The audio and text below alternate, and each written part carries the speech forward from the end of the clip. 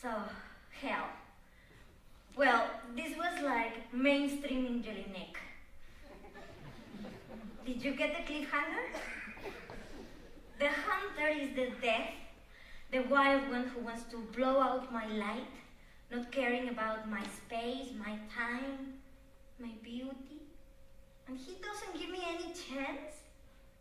Well, I am in search for truth, like every other woman's wish for life, and he's the beast, not able to feel any pain.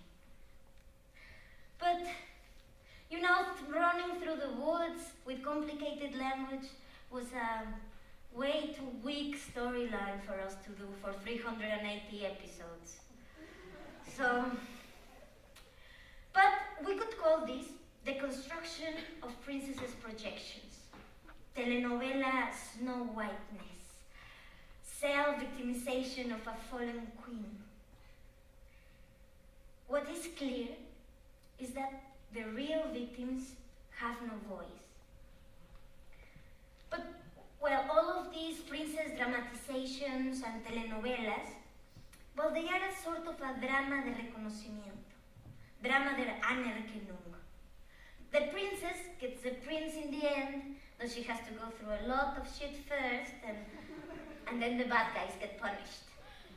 No, las telenovelas, well, they combine this ancient melodrama with 19th century romance and radionovela. You know, the plot is always the same. You know, in the first 3 minutes of the first episode, you already know how the telenovela will end, with that same couple kissing each other.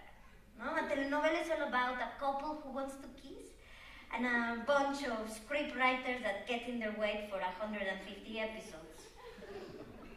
Of course, within this, there's always about the expression of certain possibilities, of conflicts, desires, even political ideologies, because if the telenovela wants to be very innovative, well, it will deal with topics like homosexuality, or abortion, human cloning, domestic violence, corruption, all of course combined with this romantic touch and happy ending, no?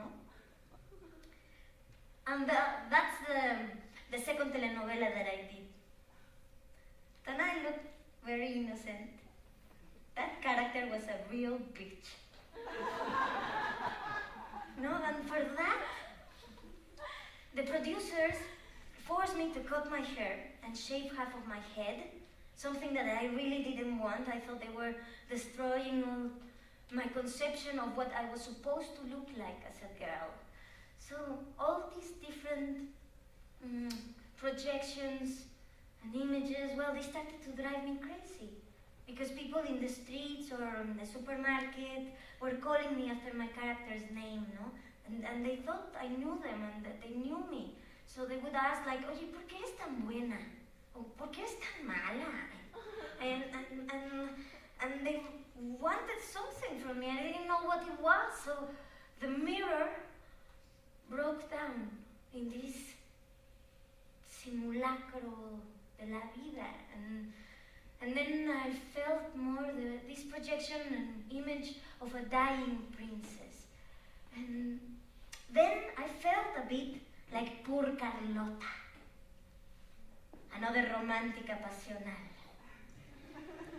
She's like our Sisi, you know?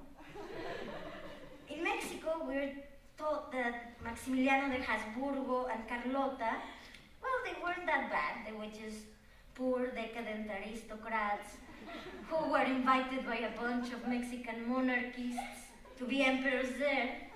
Well, they were thrown down with revolutionary history, and they helped, without knowing, the success of the liberal forces led by Benito Juárez.